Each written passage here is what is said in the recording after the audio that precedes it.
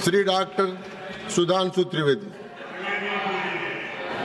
25 minutes.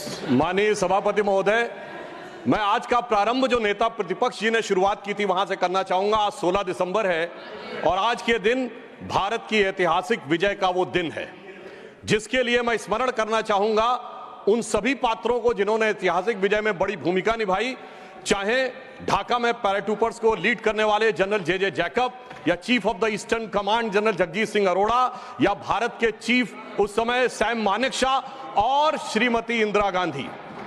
और यह समय याद भी दिलाता है कि जब कोई ऐसा वक्त आता है तो उस समय हमारे नेता और उस समय नेता प्रतिपक्ष अटल जी ने इंदिरा जी की तारीफ करके कहा था कि हम सरकार के साथ खड़े हुए हैं। तो विपक्ष को याद रखना चाहिए कि किस ढंग से समर्थन किया जाता है।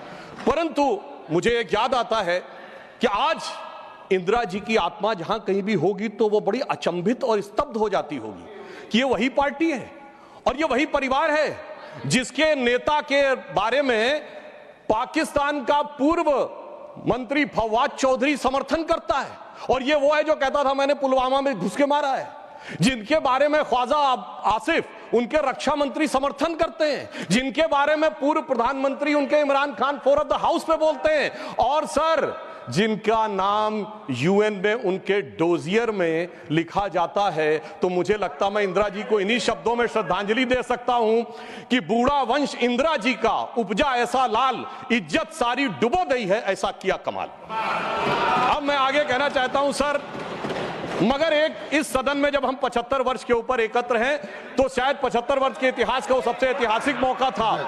तो मैं ये कहना सर आपके लिए आगे सुनिए सर, आप अरे लीजिए आप सुनिए, मैं एक बताना चाहता हूं सर, एक महत्वपूर्ण बात ये थी कि एक तरफ 7th फ्लीट भेजा गया था और चंद दिनों के अंदर अमेरिका ने मान्यता भी दे दी थी। हमने 93,000 प्रिजनर ऑफ वॉर छोड़े मगर पीओके में कुछ नहीं कर पाए। चलिए वो एक अलग बात है। हमारे 54 प्रिजनर ऑफ वॉर पाकिस्तान में थे, वो नहीं मिल पाए। ये मुझे आज तक आश्चर्य है कि 93,000 दे के 54 नहीं ले पाए। सुलह की कौन सी शक्ल सुमरती रही। तो मैं इनकी पॉलिसी के लिए कहना चाहूंगा, अरे आपके नेताओं के लिए बोल रहा हूं, एक पंक्ति में कह रहा हूं, सुनिए, अरे बात तो सुनिए, काहे परेशान हो रहे हैं। मैं कह रहा हूं चीन छीन देश का गुलाब ले गया। पंडित नेहरू के लिए वो गुलाब का फूल लगाते थे। चीन छीन देश का गुलाब ले गया, ताशकंद में वतन का लाल सो गया और ये सुलह की शक्ल को संवारते रहे और जीतने के बाद बाजी हारते रहे। अब मैं आज के विषय पे आता हूं। संविधान के संदर्भ में अभी अभिषेक मनु सिंघवी जी जो ये बहुत कृपया आप बैठ जाए। अरे भैया सब दिखाई पड़ रहा है। देखिए मैंने तो इनके नेताओं की तारीफ की फिर भी नहीं हजम हो पा रही है इनसे, इसीलिए मैं कह रहा हूं। अब सुनिए, आज के हम संविधान के विषय पे आते हैं तो संविधान का सबसे पहला वाक्य है, कृपया बैठिए। द पीपल ऑफ इंडिया, हम भारत के लोग।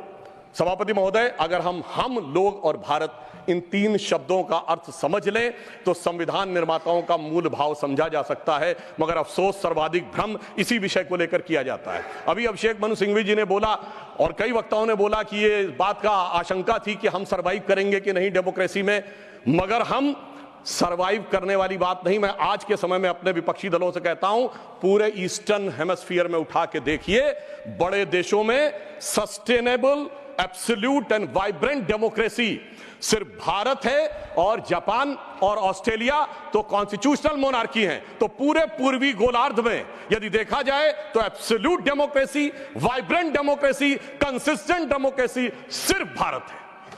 और यह भी समझना चाहिए आज डेमोक्रेसी के अंडर में सर 34% पॉपुलेशन है विश्व की, जिसमें 17% अकेले हम हैं। We are the defenders of democracy in the entire world. कोई और नहीं है जिसे दूसरे नेता जाकर समझते होंगे। परंतु मैं ये भी बताना चाहता हूं, हम डेमोक्रेसी में सर्वाइव किए हैं तो ये कोई अनायास नहीं। कॉन्स्टिट्यूएंट असेंबली की डिबेट में डॉक्टर राधाकृष्णन ने कहा था, मैं कोट करता हूं, कि गणतांत्रिक व्यवस्था इस देश के लिए कोई नया प्रयोग नहीं है, यह इतिहास के आरंभ काल से भारत की व्यवस्था में थी। मैं बाबा साहब अंबेडकर को कोट करना चाहूंगा। उन्होंने कहा, लोकतंत्र की अवधारणा भारत के लिए कोई बाहर की अवधारणा नहीं है, it's not an align object.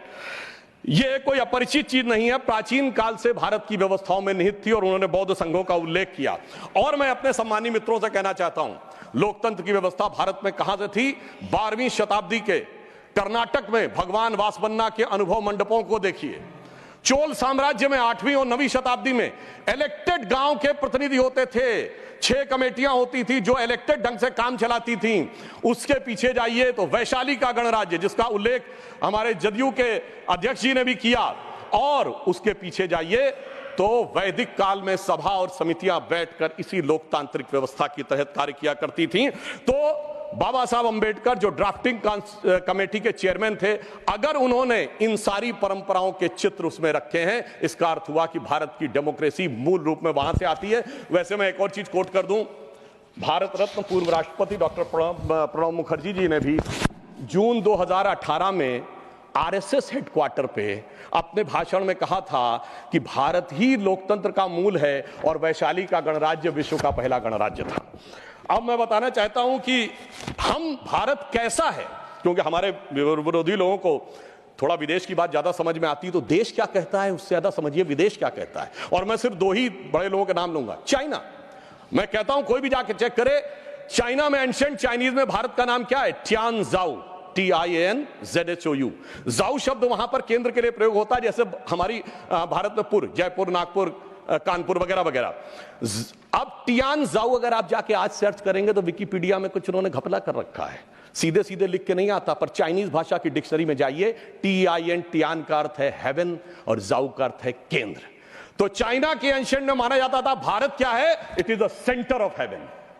Ancient Japanese में भारत का नाम है Tenjiku, that is the centre of heaven. और ये कहते देश ही नहीं था, और चीन भी कह रहा है और जापान भी कह रहे हैं कि ये देश तो वो है जो स्वर्ग का केंद्र था। अब मैं बताना चाहता हूं, मिडिल ईस्ट में, अरब में 8वीं और 10वीं शताब्दी में जितने भी बड़े बड़े अरब के राइटर्स हुए हैं, चाहे इब्ने असीर हो, इब्ने कसीर हो, इब्ने तबरी हो, इब्ने खल्दून हो, उन्होंने क्या लिखा है?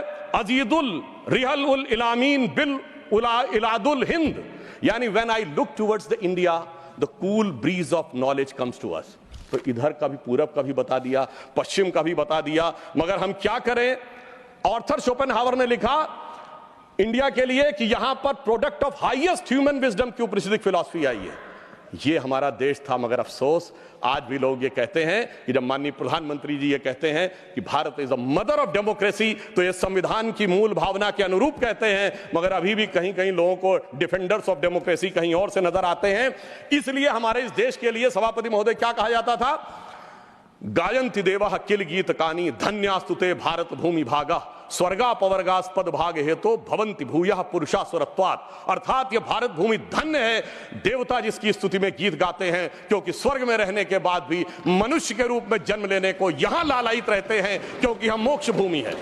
और वैसे ऑन द लाइटर नोट मैं कहना चाहूंगा, जो लोग मानते नहीं है कि भारत डेमोक्रेसी कि वो कहते हैं इंग्लैंड के मैग्ना कार्टा 1215 से आया था, वो इंग्लैंड को मानते मदर ऑफ डेमोक्रेसी।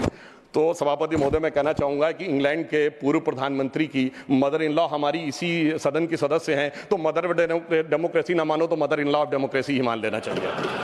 अब मैं ये कहना चाहता हूं महोदय कि ये देश कैसे एक था जो वी द पीपुल कहा गया है।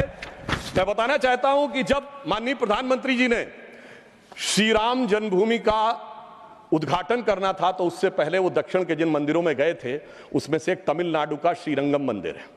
उस श्रीरंगम मंदिर का महत्व क्या है? यह माना जाता है कि अयोध्या के जो कुल देवता हैं भगवान विष्णु, वो श्रीरंगम के रूप में वहां विद्यमान हैं, क्योंकि जब उन्हें युद्ध करना था, विभीषण का राज्याभिषेक करना था, तो अपने कुल देवता को वहां स्थापित किया। समझिए, अयोध्या के वो नरेश हैं पर कुल देवता तमिलनाडु में है। देश इस प्रकार से जुड़ता है। भगवान कृष्ण ने अपना शरीर छोड़ा द्वारका में और हृदय उनका जगन्नाथपुरी में है। देश इस तरीके से जुड़ता है। इसके बावजूद लोगों को समझ में नहीं आता कि यह देश कभी जुड़ता था। तो मैं कहना चाहता हूं, आज भी कभी जब आप पूजा करते हैं तो हाथ में जब जल लेते हैं तो पंडित क्या बोलते हैं? गंगे च यमुने च गोदावरी सरस्वती नर्मदे सिंधु कावेरी जलेस्मिन् सन्निधिं कुरु। देश की सारी नदियों का स्मरण हो जाता है। इस प्रकार से देश एक संकल्प के थ्रू आकर एक प्रकार से जुड़ता है और इसीलिए इसकी डेफिनेशन भी दी गई। अगर इंडिया दैट इज भारत कहा गया है हमारे कॉन्स्टिट्यूशन में, तो इंडिया एक ज्योग्राफिकल कॉनोटेशन है जो इंडस रिवर के इस तरफ है, तो फिर देश कैसे नहीं था? और भारत